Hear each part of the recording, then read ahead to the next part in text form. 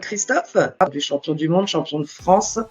Et c'est avec plaisir que vous acceptez de nous partager tout votre savoir-faire et vos conseils. La première question, moi, je vous pose, c'est l'agneau dans votre boucherie, comment ça se passe? Bonjour, bonjour à vous. L'agneau, nous, ça se porte pas trop mal. On est en constante évolution au niveau du volume. La clientèle que vous avez sur l'agneau au sein du magasin? Bon, c'est vrai que les anciens sont très attachés à des pièces comme les tranches de gigot, l'épaule d'agneau ou le gigot en entier quand ils ont du monde, les week-ends. Mais après, c'est vrai que dans le public jeune, on va être sur les côtes d'agneau. Donc, on n'hésite pas à avoir 2 viandes différentes sur le même repas. Donc, le fait d'avoir du tranchage, des côtes toutes prêtes, en fait, ça permet des fois d'acheter que 2 côtes d'agneau ou 3 côtes d'agneau. On fait pas mal de préparations bouchères aussi, comme des boulettes. Ce qui marche bien, c'est les boulettes d'agneau, les steaks hachés d'agneau. Alors ça, c'est des choses qui marchent très très bien au niveau de la clientèle plus jeune. La brochette, l'été, bien sûr. Après, on est plus sur la brochette, on va dire, de qualité, dans le sens où on met de l'épaule, voire du gigot, plutôt que du collier ou des choses comme ça qui sont quand même moins bonnes. Donc en fait, on cible aussi bien les jeunes, j'ai envie de dire, que les personnes âgées. D'accord. Et par rapport à ce que vous venez de nous énoncer, les morceaux moins nobles, justement, vous en faites quoi?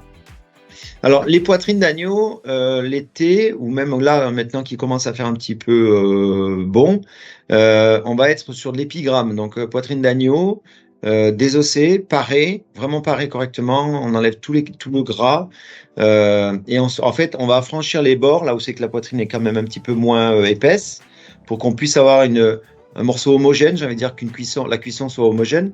Donc là, on va la vendre à plat, désossée à plat, bien parée, soit nature, mais souvent marinée. Ou alors après, on va être sur du hachage.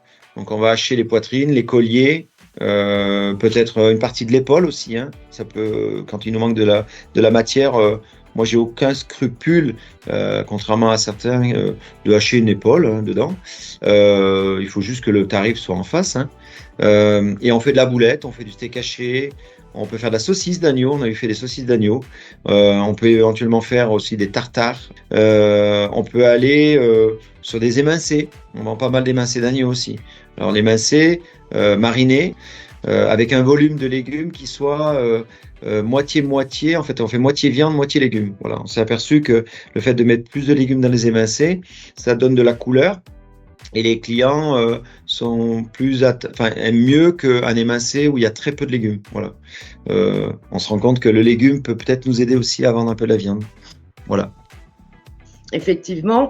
Et par conséquent, votre niveau de casse sur l'agneau est assez faible.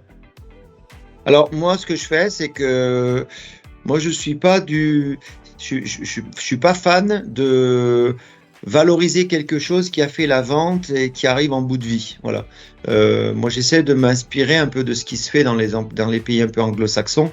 Je prépare ma carcasse et en fait, je traite les pièces à l'état frais. Voilà. Ça s'équilibre, le travail de carcasse s'équilibre. On n'a pas d'avance sur un morceau plus qu'un autre. Voilà. L'objectif, c'est de faire de la plus-value et de répondre aussi aux demandes des nouveaux consommateurs. Oui, et puis il faut penser aussi que alors le slogan, c'est je crois, c'est l'agneau change, changeons nos habitudes. Alors moi j'ai envie de dire, on ne vend plus des grosses pièces, des gigots entiers. C'est problématique dès qu'on a des gigots, si on les travaille pas, on les vend plus, c'est fini. Même à Pâques ou à Noël, on s'aperçoit que des gigots entiers, ça devient problématique. Donc il faut suivre aussi la tendance et puis la demande. C'est-à-dire que aujourd'hui, moi, ça ne me dérange pas de désosser un gigot, de le dépiécer un petit peu, presque comme du veau. Donc avoir une petite noix, une petite souris, une petite selle. Alors c'est vraiment des pièces qui sont plus petites, je l'entends, mais après j'ai envie de dire c'est à nous aussi de calculer le bon tarif, de mettre le tarif qu'il faut en face. Mais ça nous permet aussi d'avoir ce volume, de pouvoir acheter encore en carcasse. Mais effectivement, il faut qu'il y ait des prix à la part aussi, à la pièce, parce que les clients ont besoin d'identifier ce que ça peut leur coûter. On fait un entremets d'agneau, par exemple, ou un tartare. Si on le tartare, il faut peut-être le mettre au 100 grammes, le prix au 100 grammes, parce que au kilo, ça peut faire peur. Des fois, au 100 grammes, ça passe un peu mieux. Un message à passer à vos collègues Et j'ai envie de dire que c'est à nous aussi de faire aimer l'agneau.